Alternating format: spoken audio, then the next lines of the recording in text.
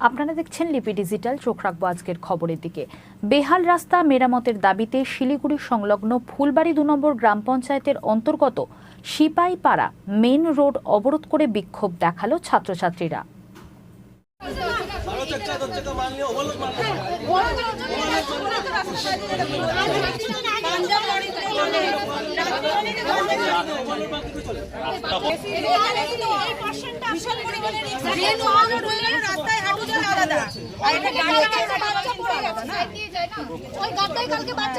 প্রত্যেক দিন এখানে টোটো, আর আপনি দেখুন আমরা যেখানে 10 মিনিটের রাস্তা আমরা 30 মিনিট ধরে ঘুরে শ্মশানের রাস্তা দিয়ে স্কুলে আসছি।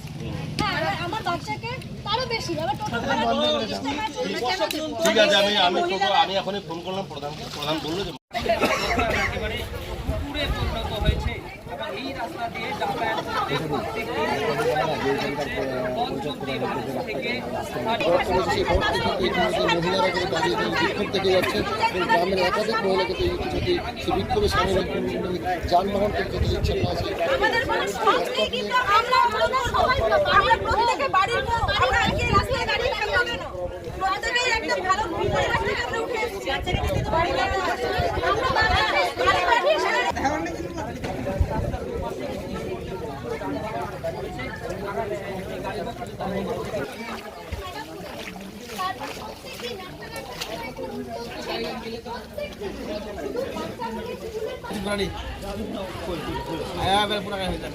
এবার পুরো গাড়ি হয়ে যাবে।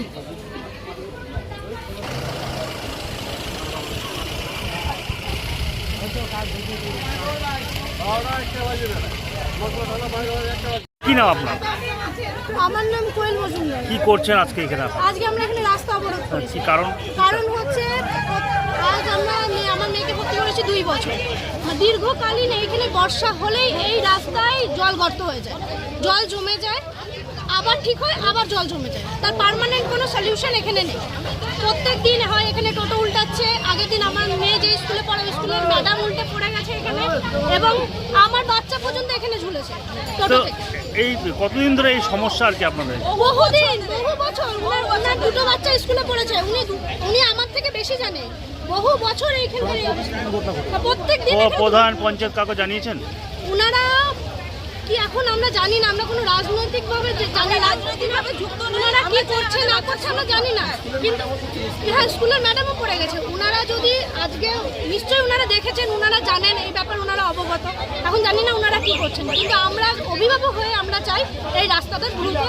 আজকে কি করছেন আপনারা? আমরা ওই জন্য অবরোধ করেছি, কারণ এত বড় বড় গাড়ি যায়, ওইখান থেকে বড় বড় ডাম্পার যায়। রাত্রি হলে যতদূর শুনলাম বড় বড় ডাম্পার এখানে নিয়ে যায়।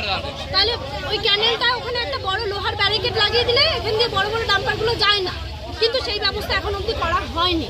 আমরা চাই এই ব্যবস্থাটা করা হোক, বড় বড় ডাম্পার যেন এখান দিয়ে না যায়, রাস্তাটা যেন থাকে, আর বাচ্চারা যেন সুস্থ স্বাভাবিকভাবে স্কুলে যায়। কারণ একটা বাচ্চাকে আমরা স্কুলে পাঠিয়ে একটা মায়ের কোল খালি হবে, এটা আমরা কেউই চাই না। এই জিনিসটা আমরা কেউ চাই না। আমরা চাই এই রাস্তাটা তাড়াতাড়ি ভালো হয়ে যাক, যাতে আমরা রেগুলার যেতে পারি। 10 মিনিটের রাস্তা আমরা 25 মিনিট পার করে আসছি। 10 টাকা টোটো ভাড়া, সেখানে আমরা 30 টাকা করে টোটো ভাড়া দিয়ে মেয়েকে স্কুলে দিচ্ছি। স্কুলের একটা নিয়ম আছে, 10:30টার মধ্যে আমরা বাচ্চাকে স্কুলে পৌঁছাতে পারছি না, কোনোদিনও পারছি না। 11টা বেজে যাচ্ছে। কোন স্কুলে পড়ে? এই যে ফুলবাড়ি কিডসি একাডেমিতে পড়ে।